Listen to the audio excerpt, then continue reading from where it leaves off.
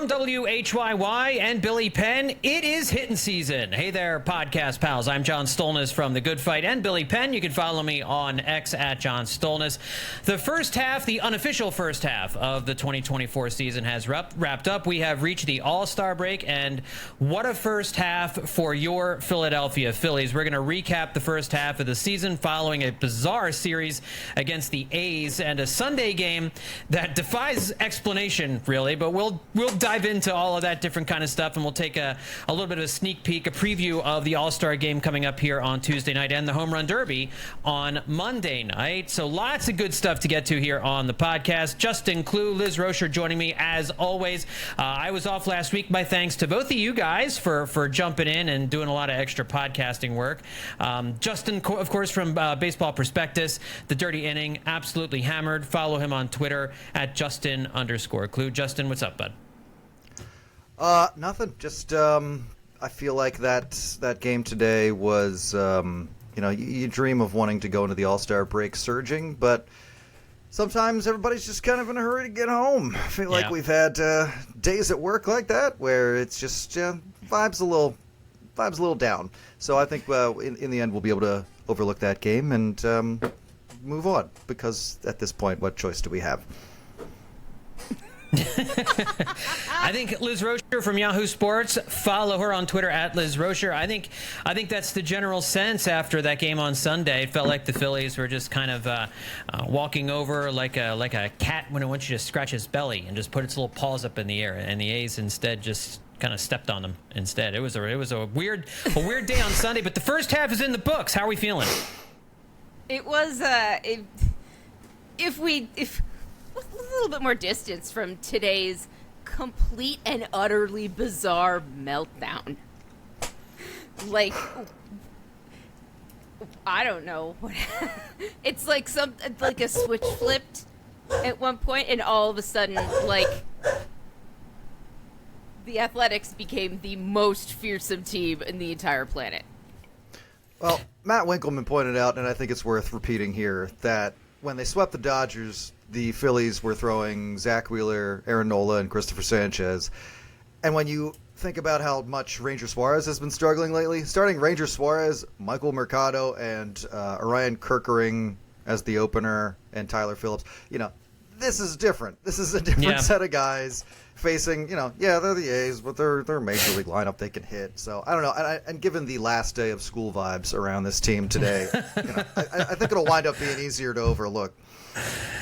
That was definitely what we saw. Some serious last day of school vibes on Sunday. That's one of the reasons Garrett Stubbs, I think, managed to get in there. And the Phillies had a number of pitchers who weren't even available today. They'd pitched in recent days. I think Gregory Soto, Jeff Hoffman, Jose Alvarado, all were unavailable for the game on Sunday. So they just made Michael Mercado wear it for a little bit. Sir Anthony Dominguez came in during a blowout, and he clearly didn't have any interest in pitching. Jose Ruiz has been pitching like this essentially for the last few weeks. So not a whole lot surprising in this game. And Liz, you sent a note over to us earlier today that I thought was interesting. You noted that, or you saw someone online who noted that the A's, they scored 18 runs on the Phillies. That was the third time this year that the Oakland A's have scored 18 or more runs in a game. All 29 other teams have yet to do it. That's a very weird stat for a team that has the record that the Oakland A's have. Yes, it is, and I mostly posted it to make everyone feel better. I did, because the Phillies are not the first team they've done this to. I didn't look up and see which other teams they were and whether they were actually good or not. Orioles are one. Well, there we go. All right. See, like the Orioles got the absolute snot kicked out of them by the Oakland A's to the tune of 18 runs. Like it happened to the Phillies. It has to happen. I feel like every team has at least one of these games every year. The worst Phillies teams we've seen had an entire month's worth of the game we just watched today. Yeah.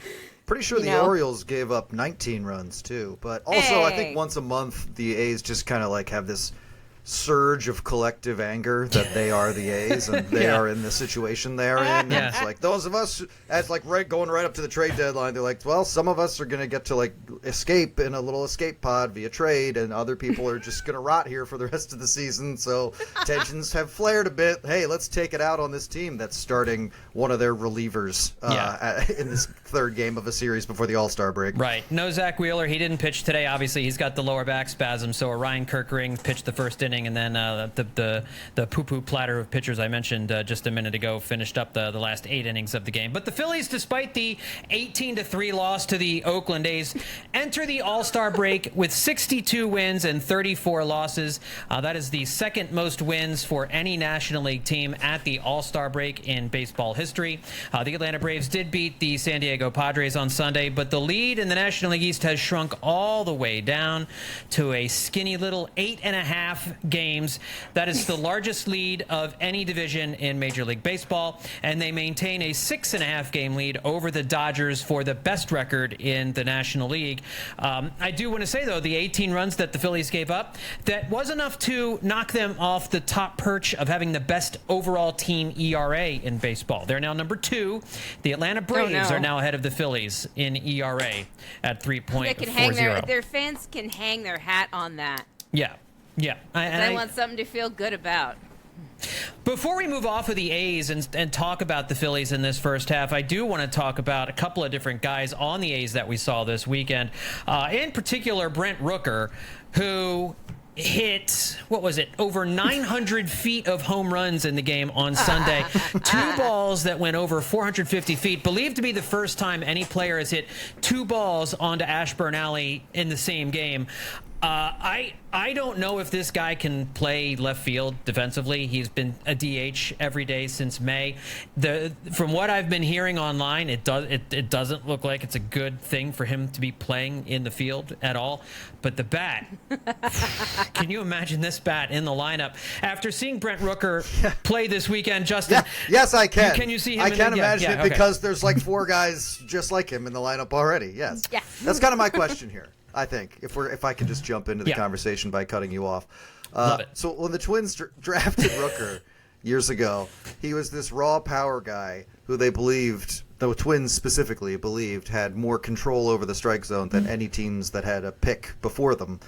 And surprise, surprise, he was considered a non-entity on defense at this point because, this is like a guy. He's going to hit all these home runs. He's probably going to play first base. He's probably going to DH and just going to go back and forth between the two. And then, defensively, you don't have to worry about it. And the Phillies have a couple of guys like this. They are not without power, I think we can all agree. And they are not without multiple people we just assume can play first base. So what we're talking about when the Phillies need this outfield bat is the guy on the dead last place Athletics who they won't even play out there since May 18th or something. Like, I can't believe John Fisher hasn't sent a memo saying you got to start this guy all the time, like in left field. So BP Annual this year referred to him exclusively as a DH. Didn't even really talk about his defense because it's not supposed to be a part of his game. So look, I'm not disgusted at the thought of Rooker's bat in the lineup after he just unhinged his jaw and ate the Phillies pitching staff. But is this the guy? Because I feel like what's available is like the Phillies want a guy who's able to do like 5 things, and there's a bunch of guys available who can do kind of 3 of those things, and they have to figure out what's the most valuable overlap and what's the most valuable thing. So they want this offense, like this outfield bat option. And if it's Rooker, then he's also like Bryce Harper's backup, Schwarber's backup to an extent. Bohm loses the backup first base gig, I guess. And then if you go after a guy who I think we're going to talk about, like Jazz Chisholm, that's a strange overlap. Like, I don't know if we need a backup to like a guy who can play Bryson Stott's position, who's probably expecting to start somewhere. So I guess in the case of Brent Rooker, my first question was, it'd be great, but like, where do you put him? Yeah, Liz, I mean, I don't know how much you've seen Brent Rooker play left field. I don't think many people have seen him. And looking at the metrics, it's not good. And it's been great getting Kyle Schwarber out of left field and having athletes play left field and center field for the most part this year. Could we go back to a situation, let's say he's the exact same as Kyle Schwarber defensively in left field. Could you live with that if his bat was in the lineup and he is hitting the way he's hitting right now. Could we go back to that with Marsh and Rojas in center field? Or would you prefer a different route, like a Taylor Ward, Lane Johnson platoon with Brandon Marsh in left, and them still trying to figure something out in center field? I don't know if I like any of those options. The question I think that people don't ask themselves, they see the raw power, and I'm like, it's convincing, it's persuasive, but does putting this guy on the team create more or less problems? If it creates more problems, you have to ask yourself, are these problems we're willing to deal with or not? And I think going backward defensively is creating a problem they don't need to have. They don't need to have this. Yeah. Like, I understand, but I don't believe that they should sacrifice. I don't think they should sacrifice. Like, if they want Brent Rooker, then I'm just sort of asking. What Justin said, they have a bunch of guys just like him. Well, they really don't, though. I mean, Nick Castellanos was supposed to be a Brent Rooker, but he's not. Trey Turner certainly is a good bat from the right-handed side, and Alec Boehm is having a career year. But you need another productive right-handed bat in this lineup to kind of balance things out. And JT Realmuto, I know he was having a decent year, but he's not a power bat anymore either. So I just feel like if you... I think from an offensive standpoint, Brent Rooker is a huge upgrade and does bring you some more balance to this lineup. I mean, this teams load up on lefties against the Phillies because the guys they're really worried about are Kyle Schwarber and Bryce Harper at the top of that lineup. They're not as worried about Nick Castellanos and Alec Boehm doing damage with the long ball anymore. So that's the thinking with Brent Rooker. But the point about the defense and creating more problems with the defense is certainly a good one. And that's why I mentioned the other two guys like Lane Thomas or Taylor Ward. Maybe you get that platoon thing that you want in left field with Brandon Marsh where you're helping yourself out against left-handers. Both of those guys do very well against left-handers, very good numbers against left-handers, and play decent defense in left field. It doesn't really solve your center field issue unless you think Johan Rojas is starting to figure it out, and maybe he is, but I don't know that maybe you're not willing to just go all in there. And of course there's the Luis Robert Jr. who's still out there in the mix. If you wanted to solve your center field problem with a big splash, you could do that. Just we don't know what you'd have to give up in order to do that. So but I do think Brent Rooker does solve a problem that maybe it's not an acute problem, maybe it's not as big a problem, and maybe it's not worth the thing you have to do in order to get it. Like maybe it hurts your defense more than it helps your offense, but they don't have a right-handed masher in this lineup. So the ideal here is that he would come in, he would be making starts primarily, and then defensive replacement later in the game. Probably. Where you're, okay. Like they did with Pat Burrell in 2008 kind of a thing. Right. So that's where I'm starting to move in this scenario. And I mean, you're also getting plenty of platoons like that on the 93 team as well. So I feel like this is not without precedent. It's just fair. The whole point was for a while that this outfield was almost a liability defensively. Yes. But I guess the irony of that is that it became a liability offensively earlier this year too. Mm-hmm. And this is where this guy helps you. But I guess the thing that keeps irking me is that it's not just that, he's like a left fielder who's better with his bat than his glove. It's that he can't play left field. Not an option. He's not. He can't play left field. Thing. And maybe that's kind of the thing. He creates a problem. Putting him on the team creates a problem. Right. It solves one, but it does exactly what you said. Does it create a bigger one? Yeah. Like I feel like a lot of fans right now want the Phillies to cut off their nose to spite their face.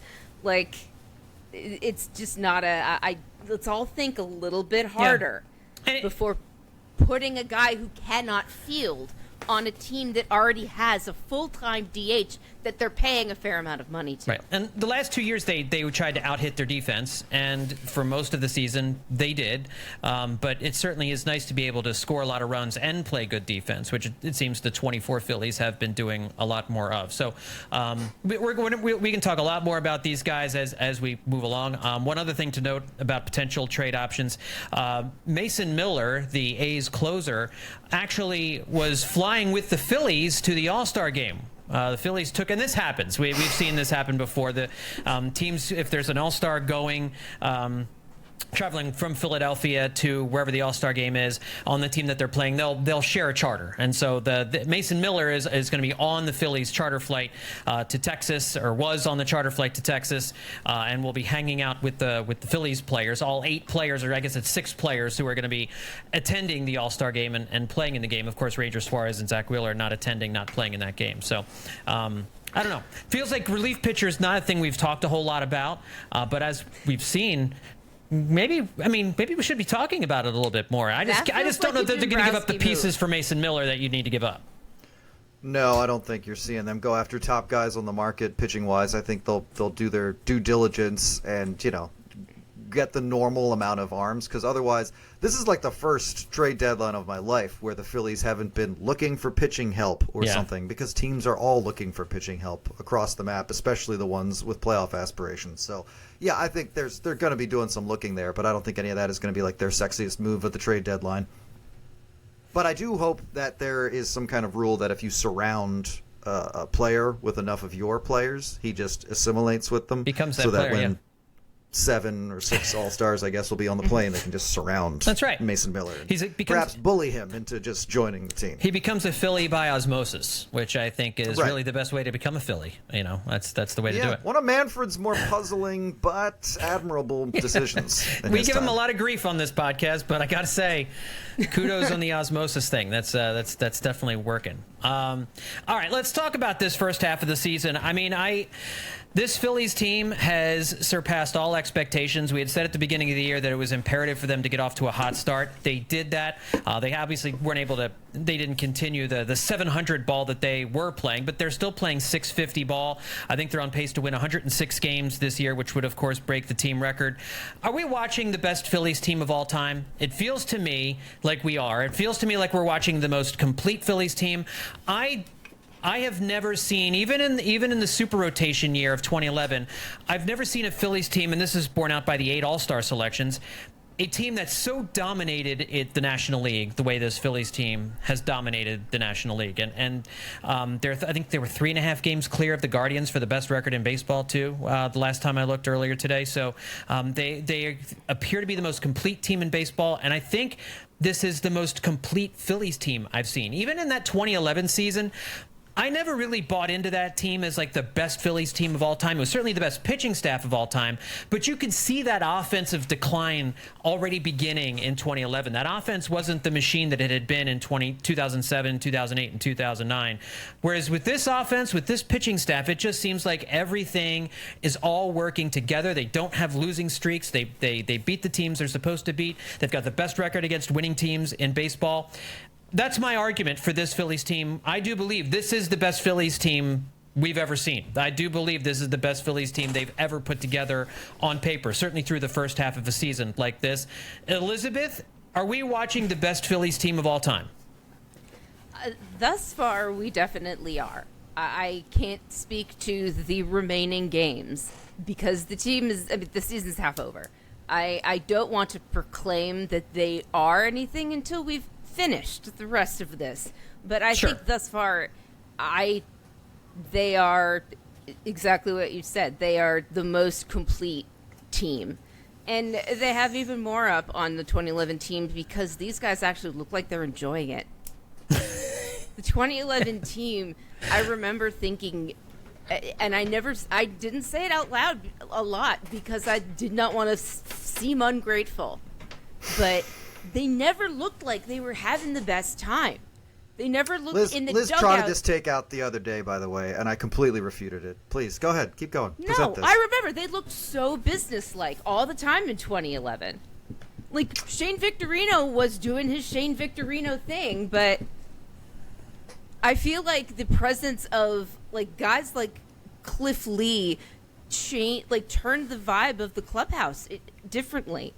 It was not necessarily about like just exuberant fun. I don't think it was ever about that with that Phillies team. Like the type of exuberant, unbridled joy that we see with the last couple of teams. It's a different type of fun, but even that, I always felt they were a little businesslike and a little joyless about the whole thing. And I stand by that. I've thought that for years. No, I thought that completely at the disagree time. with this. I think that team had a higher degree of serious intensity than this team, but I think that's also think that they had. true. I think they also had guys like Victorino, Rollins, Howard, guys who were able to balance the mood, and other guys would feed off that. Like Worth had some intensity to him, but he also had some plant-based countermeasures to his intensity that I think made him able to enjoy when like things would be looser. I mean, Chooch, there's stories we're not even really debating this right now, so actually I'm not going to go down this road. I want you This to do wasn't our that. Why topic. not? But I think This there are is a plenty of Phillies examples, podcast. plenty of anecdotal examples from that era that prove that team was not like the zipped up, steely, cold, staring team that you're characterizing them as. I could just completely disagree with that. But I do think we're watching the best Phillies team of all time, and I will proclaim that now, and I will say that they are going to win at least 103 games, and that will make them the best Phillies team of all time. Yeah, and who knows what happens when the playoffs roll around? But I mean, they're just the way they're rolling through this regular season. They're so confident. They're getting contributions from everybody on the 26-man roster, and even some of the guys who weren't on the 40-man roster at the start of the season. It's really been something to see with this group here. And you don't get to this point without having some surprising performances, some guys stepping up that you didn't think were going to step up. Obviously, some of the star players have. Trey Turner and Bryce Harper are both having MVP caliber seasons. I am curious if Trey Turner had missed 6 weeks and he had the numbers that he has right now, whether it be him or Harper that would be leading the MVP conversation as far as Phillies players are concerned. But if both these guys keep it up, they will both be in the conversation by the time the year is over. And obviously, your stars, Zach Wheeler, Aaron Nola, the bullpen guys that you were expecting, they've all performed. They've all lived up to expectations. But there have been some guys who have exceeded expectations so far here in 2024.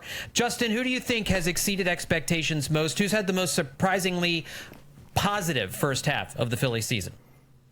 Well, I guess this is less of a surprise and more of I just forgot.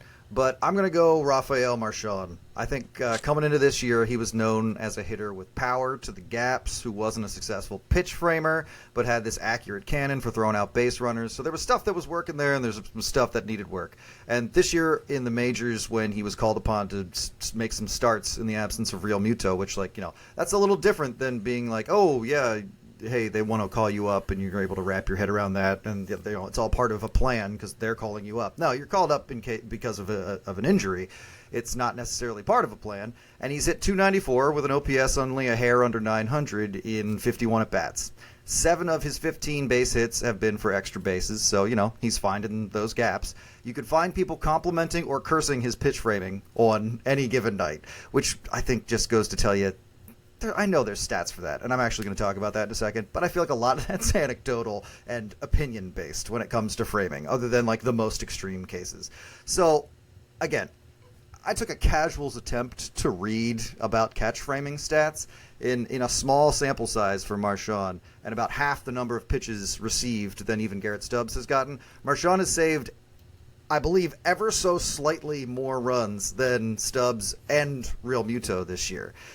Now, that's small enough that you probably don't even want to use it as a barometer. I'm just saying pitch framing has been an issue for him in the past, and maybe he's improved. More remains to be seen, but numbers indicate for now that a weak spot of his game has improved a bit, let alone the offensive contributions he's made in the kind of role he's been given thus far. Marchand, at age 25, not having had a at-bat in the majors since 2021, has really excelled in the small role the Phillies have had for him here in the majors. And I feel like that's worthy of praise, and one of the reasons that this team has been able to stay in games they might not otherwise have been in.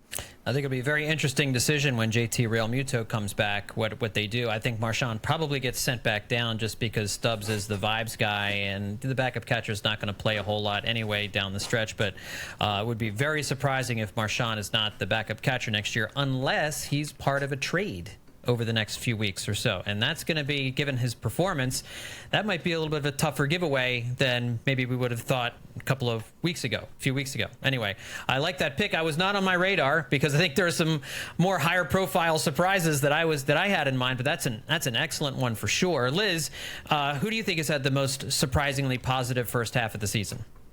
I mean, there's some good options here. There's some obvious ones. I thought about picking Edmundo Sosa. That is a good one. Edmundo Sosa.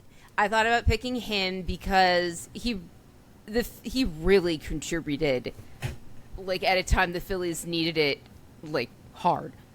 Like, if he had not stepped up at that point, the Phillies would not be where they are, no question.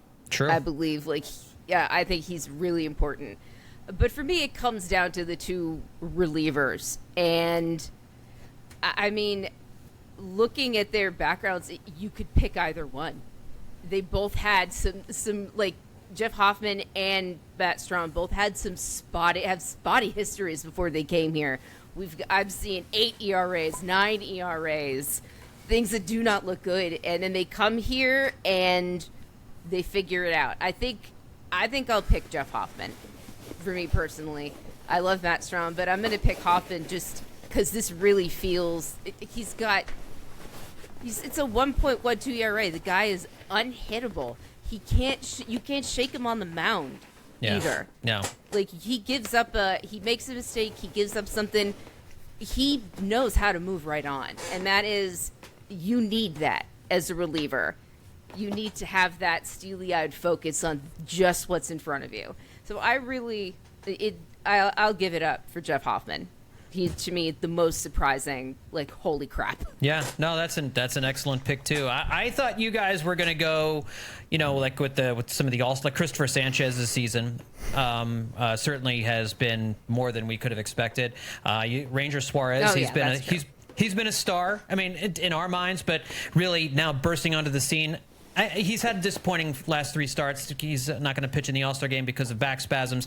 Clearly, he had been tiring towards the All-Star break. I think this is the best thing for him. I think we're going to see a much sharper Ranger Suarez coming out of the All-Star break. Certainly seemed like he was just getting fatigued. But up until these last 4 starts, his season had been unbelievable. And he might have been my pick up until these last few starts. But both of those guys, I was already high on. I was already really positive about Christopher Sanchez. I didn't think we would see an all-star season from him, but he already seemed like one of the best number 4 starters in baseball. Now he's pitching like a 2. He's pitching like an all-star, which is I didn't see coming. But I'll say I think Alec Boehm has had the most surprising positive performance of the season for me, if only because I didn't think he had this ceiling in him. I did not. I thought what we had seen from him over these first few years was what we were going to get, which is a fine player, a player who can be productive, hits well with runners in scoring position, plays his position defensively okay, and is a decent contributor in the middle and towards the bottom of the lineup. I did not see this type of season coming from Alec Boehm this year, where he was this consistent, had like a down stretch in May, but in April and June and in July, he's just been remarkably consistent, way more productive, more of a middle of the order right-handed bat than I thought we were going to get out of him, to the point where he had more all-star votes than any other player in the National League, than Bryce Harper, more than Shohei Ohtani, has been so head and shoulders the best third baseman in the National League that he dwarfed anybody else's vote totals there, and it was totally deserved. So for me, it's Alec Boehm. I did not see this ceiling for him. I was totally wrong about Alec Boehm. I don't know if he's going to repeat it after the season, but I'm not looking a gift horse in the mouth. I just hope he continues it through the second half of the season and continues to provide that protection for Bryce Harper and some of the other guys at the top of the lineup. When those guys work walks, Schwarber and Harper are great at working walks. That's where you have guys like Castellanos and Boehm where they need to be productive, and Boehm has done the job this year in terms of driving those runs in. So for me, he's the most surprising positive development. I gotta say that there's a differentiator between, I feel like, guys like this on other teams and on the Phillies this year. You mentioned it with Boehm and Sanchez and even Suarez, that it's not just that they're getting these performances from these guys, it's that they're so astronomically better. It like you can chart it, like in that Boehm's an all-star who got more votes than almost everybody. That's a huge jump. Christopher Sanchez pitched so well, the Phillies gave him a contract extension in the middle of the season. That's incredible. Yeah. Ranger Suarez pitched so well, we thought he was going to start the All-Star game until his velocity dropped. I mean, these are 3 huge jumps from 3 huge, like, key players that I don't think anybody really saw coming. Even if they said, "Oh, I expect a step forward," I don't think anybody expected a step this big. When at the beginning of the season, when you see the projection models, they list like the range of projections, like the lower end and the higher end, and usually they come out somewhere in the middle, and those are the projections you normally see. So many guys have reached the upper level of those projections, like so many Atlanta hitters did last year, reach the upper level of those projections. And that's why year to year, you don't know. But for right now in 2024, all of those guys are like hitting their ceiling. And you got to take advantage of it. And they are. They're taking advantage of it here in 2024. I was going to ask who's had the most disappointing first half of the season. There's not a lot of guys to choose from. I'll throw that out to you guys first. Liz, who do you think has had the most disappointing first half of 2024? Who had the most disappointing first half of the Philly season? I feel like there's one clear answer, and it's got to be Nick Castellanos. I think we can all agree, regardless of the other choices. I think he's had a pretty disappointing season. Not that. I guess the question is what we expected from him, but I certainly expected better than this.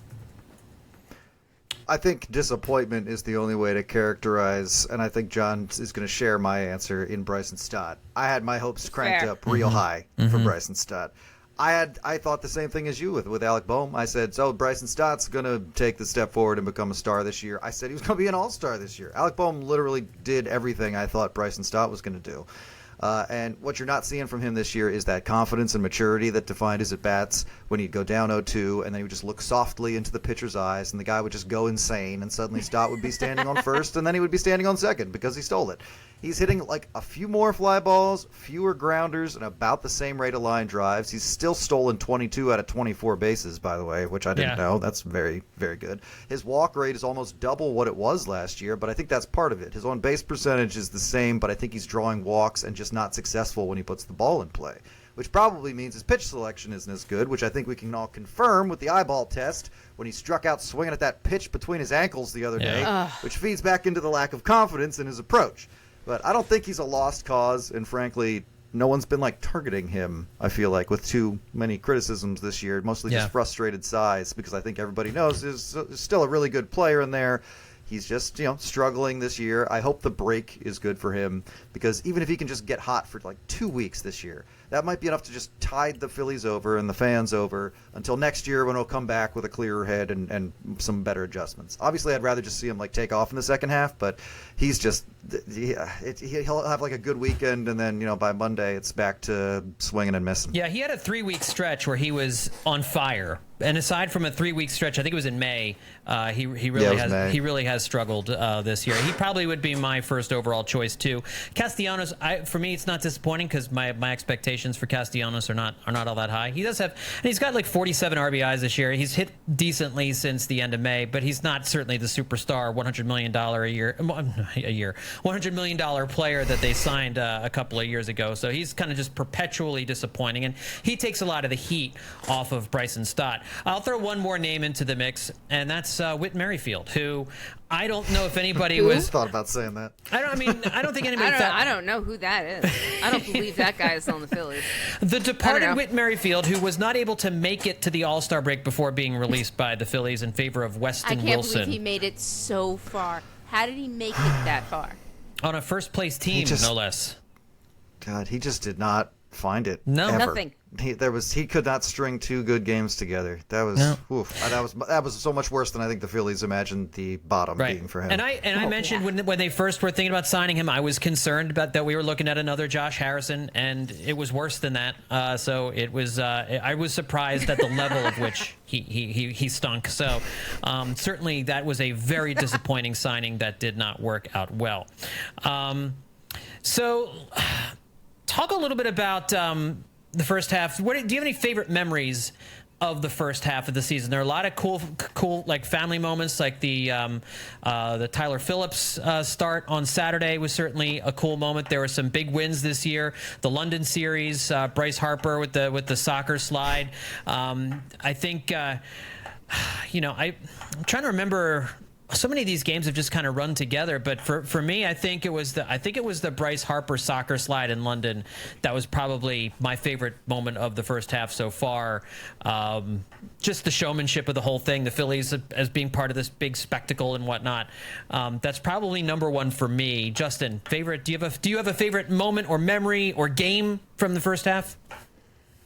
Well, I feel like I have 2 answers to this. One on the kind of level you just answered would be Obviously, like Brandon Marsh in general, but the stay loose and sexy moment, I think, was a spike in like the general fire hose of content that this team sort of fires out on that level for its fans. I mean, remember when we were trying to feed off of bamboo plant versus curveball machine, and like just complete nonsense, Dark days. just trying to find something that was like how we used to celebrate a team because we thought they might be a little better at that point. Do you know how much that probably confused Gabe Kapler at that point? Like, why are they talking about bamboo plants and curveball, these inanimate objects they're forming bonds with? Don't they know we have the sixth highest T-glorp in the league? So this year we get stuff like stay loose and sexy from like an organic moment with a likable player during an interview, and it's like it embodies so much about this team and its looseness and its friendships. But I also just in general love that the Phillies just flipped the script on the NL East so far this season. You know, the Braves and their biggest fans, by which I mean their beat writers, have been working hard to like frame what's happened this season as, you know what? We'll just be the wild card team because it's better. After all, the wild card team has beaten the higher seed the last few years, ignoring a very key part of that comparison. If we become the wild card team, then we'll win. And it's all too easy to envision, you know, nightmare scenarios in which stuff like that works. But the Phillies didn't beat the Braves the last 2 years in the playoffs because they were the wild card team. They beat them because the Phillies were good and they were playing the Braves.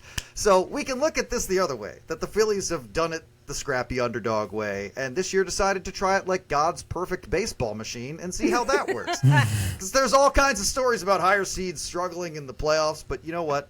Like every league best team from now until the bombs drop, I'm okay with trying it this way. Yeah. I feel like, hey, this seems like it's working. I want to skip that wild card round. I want no part of it at this point. Absolutely. Just get me past it. How about you, Liz? I mean, there's that Dodgers sweep from just earlier this week. I mean, some good stuff out there.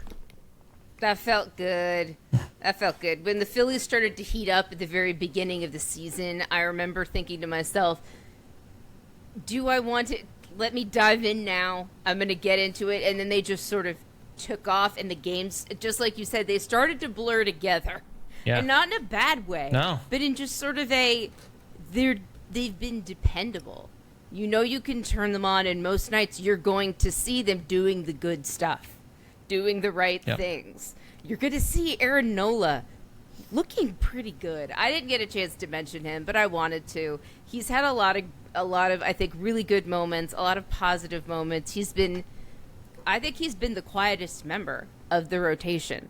Definitely. He's, you know, hasn't been anything, you know, nothing major, nothing like huge, fantastic, but nothing bad. He's had an all-star caliber season. He just didn't make it, but he has a good season.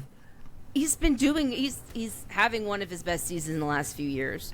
And I listening to him talk on the radio after his most recent start was really cute. He sounded so confident, so happy, not relieved. That's usually when you hear Aaron Nola talk about his start, sometimes you hear a sense of relief that he made it through. The confidence that he has now, it makes me feel so good. It makes me feel good. Yeah. And so he's sort of who I would like to highlight. I can't think of a specific moment other than, you know, the one that's sticking in my brain is the interview he just gave. But like, at any point this season, he's just there quietly doing his job. And I think thriving under the lack of scrutiny. He couldn't. No one is happier about his teammates being very good than Aaron Nola because everyone leaves him alone. In 10 starts since May 14th, he's gone at least 6 innings in 9. So he's having a much more consistent season than I think his reputation would dictate. And if you told somebody that was the case and that he had a 3.38 ERA at the All-Star break and that the Phillies would have 3 starters on the All-Star team, your assumption would be that he was one of them. And you would be blown away that he wasn't. Yep. I will mention a couple others. I mean, there was a game against the Mets earlier this year. I think it was in May when Christopher Sanchez was, I think he had the bases loaded and nobody out, gave up a run, and then struck out the next 3 guys on 9 pitches for an immaculate inning. This is a series in Shea. They had like half their lineup was missing. They entered the 9th losing 4-2. This is during one of the times when I wrote about this for Billy Penn. This is when Bryson Stott was at his highest, was at his hottest, and Edmundo Sosa was OPSing like over 1,000, filling in for Trey Turner, and they came back to beat the Mets. I think Whit Merrifield actually even contributed in that win somewhere along the line. So just that was a key win this year that really kind of signaled, man, this team is something else.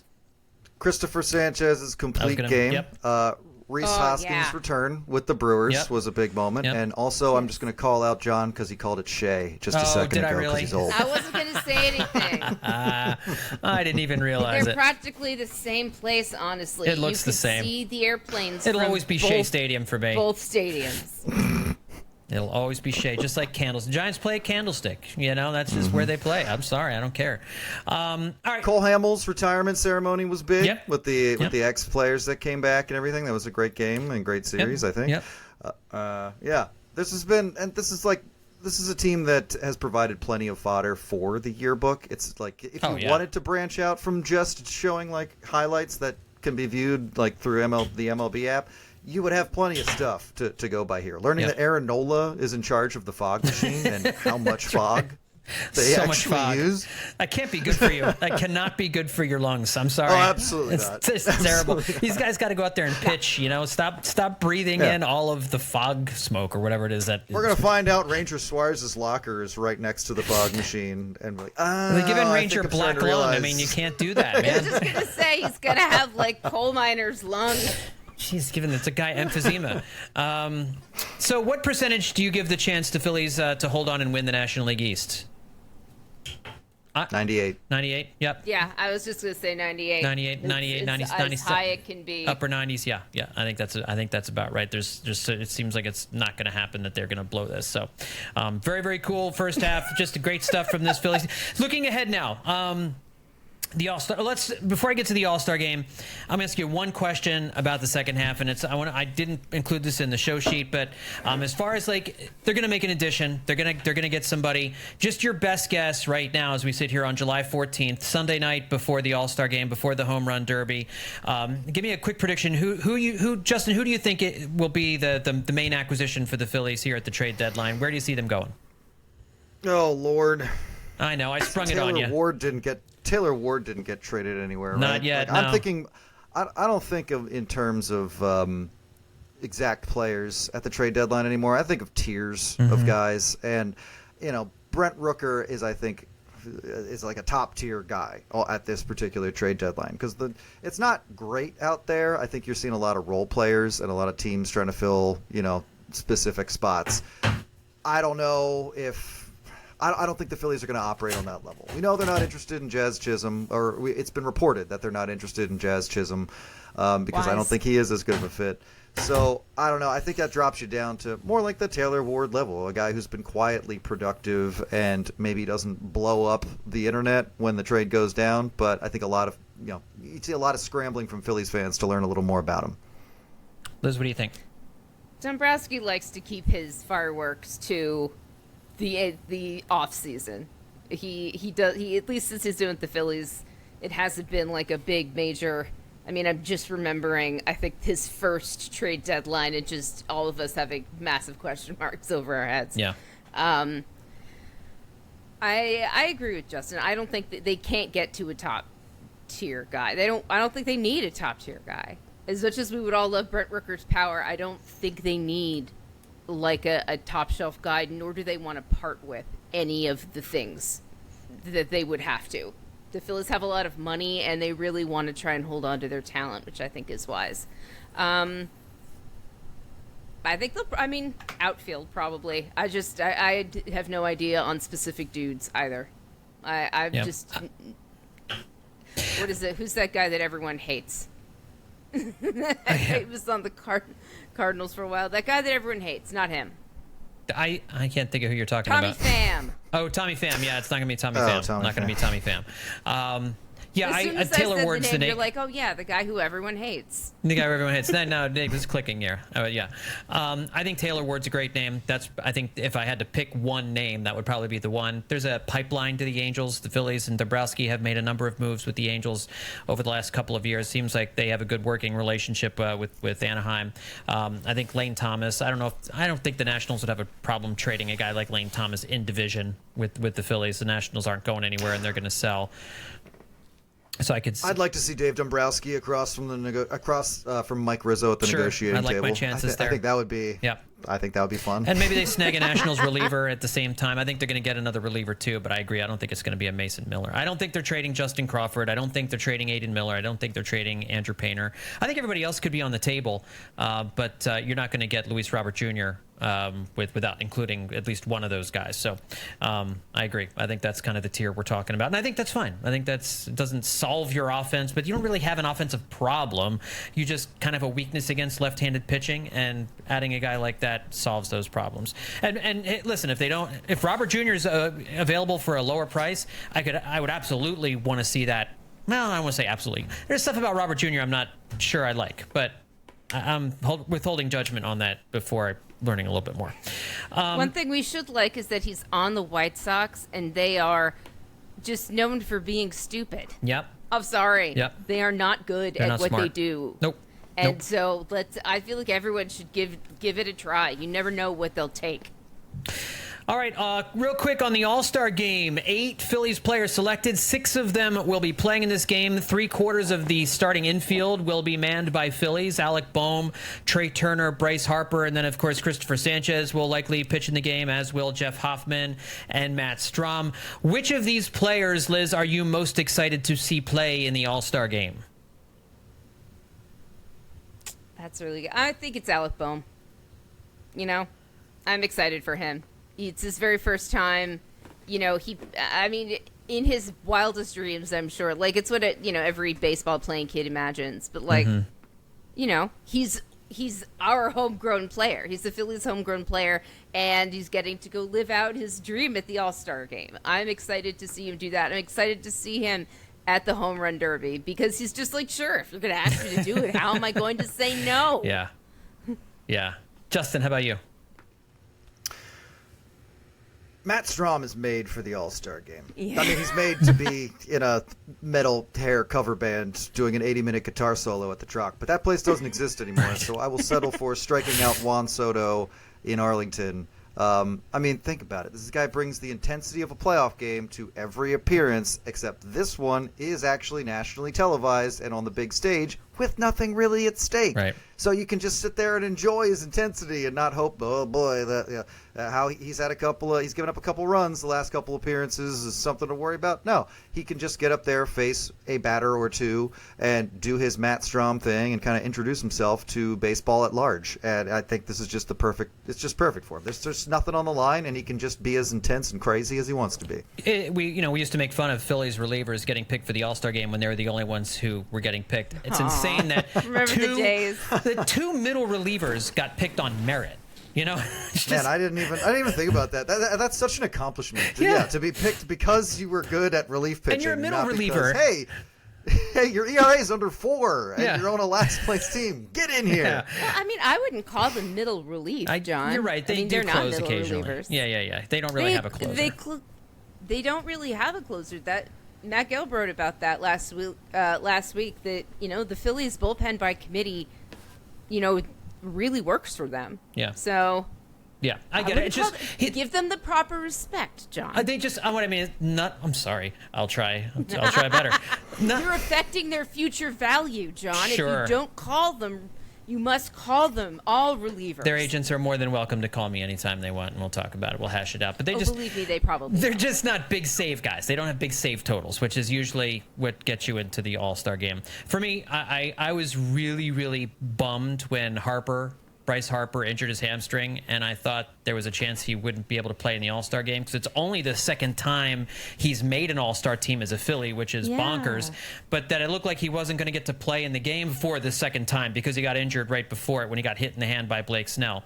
The fact that he's going to be able to play in this game, I'm really excited to see Bryce Harper. It's the easy answer. It's the little kid answer, but that's okay. I think seeing Bryce Harper in a Phillies uniform playing in his first All-Star game as a Philly, to me, that's what I want to see. And just what's he going to do? You know, he's a showman. What's he going to do at the All-Star game? I'm looking for something big there.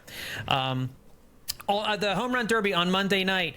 Real quick, who do you think's going to win? You got Pete Alonso, Alec Boehm, Adolis Garcia of the Rangers, Gunnar Henderson of the Orioles, Teoscar Hernandez of the Dodgers, Marcell Ozuna of the Braves, Jose Ramirez of the Guardians, and Bobby Witt Jr. of the Royals. Justin, who's winning the home run derby? You know that Pete Alonso is digging deep inside his own brain, manifesting it as we speak.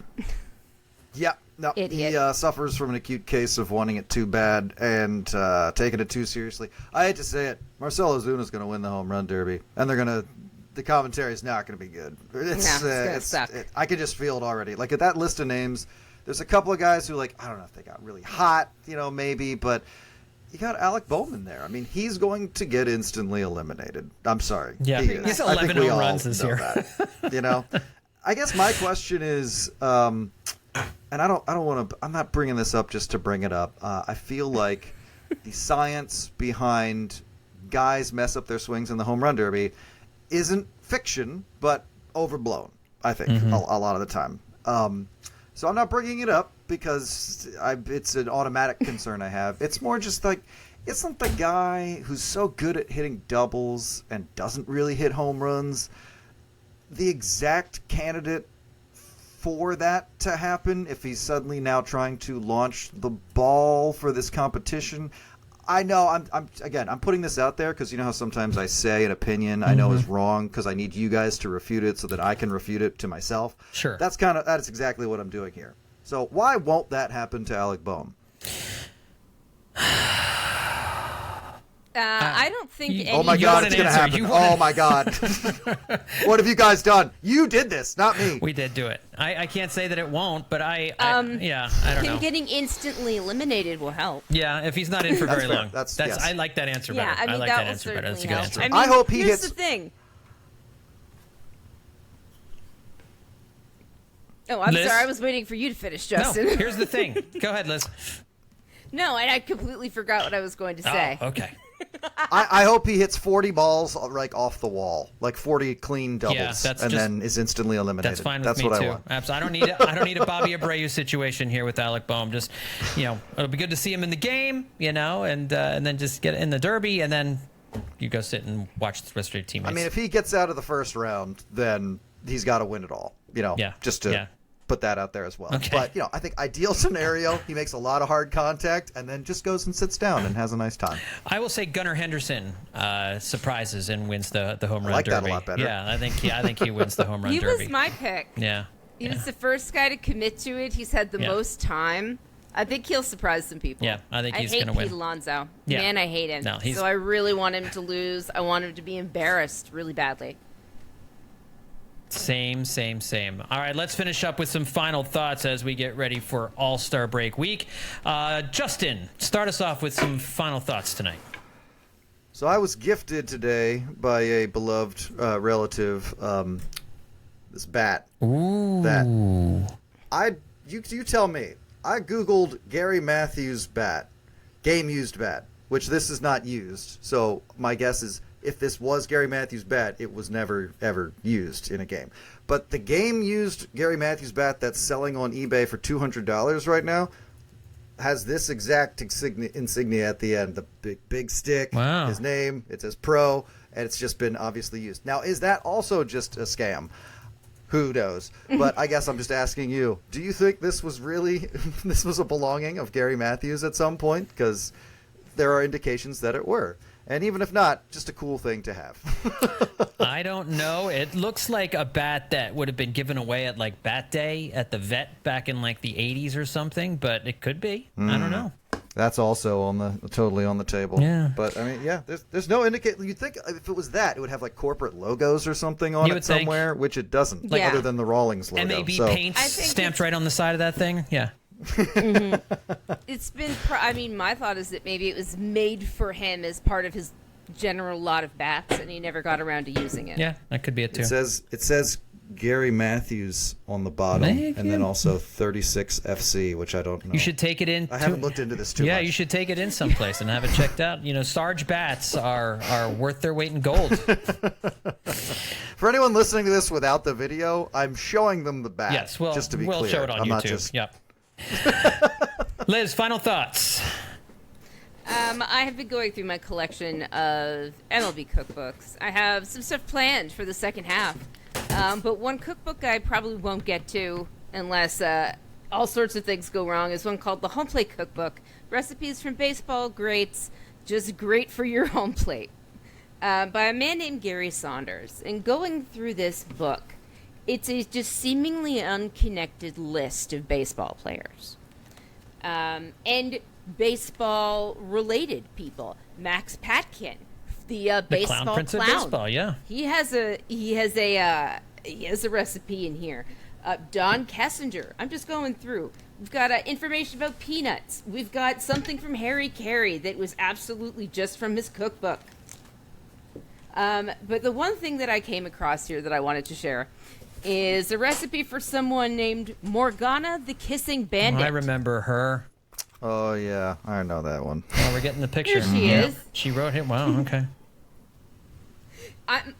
My guess is that he literally just wrote people letters or called them on the phone. Yeah. And see who got back to him and then put them all in this cookbook. It's incredible. See, the buxom Morgana, who began her career in Cincinnati, Ohio at age 15, when she won a $5 bet by leaping from the stands and kissing all-time hit king Pete Rose.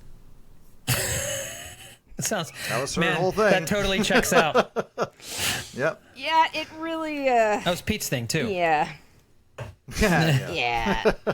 Yeah, Morgana's act almost always produces big laughs and at least one red-faced ball player. Her act has taken her to jail at least 19 times.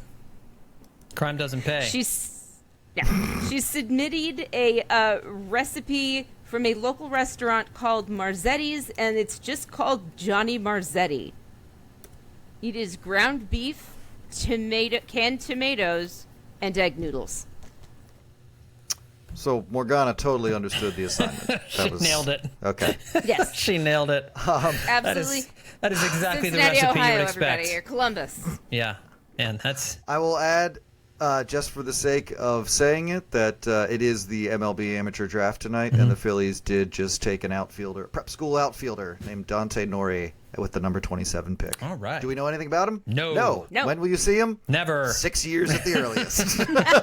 Well, congratulations to... What He's was his that name? dude. What was his name again? Dante Nori.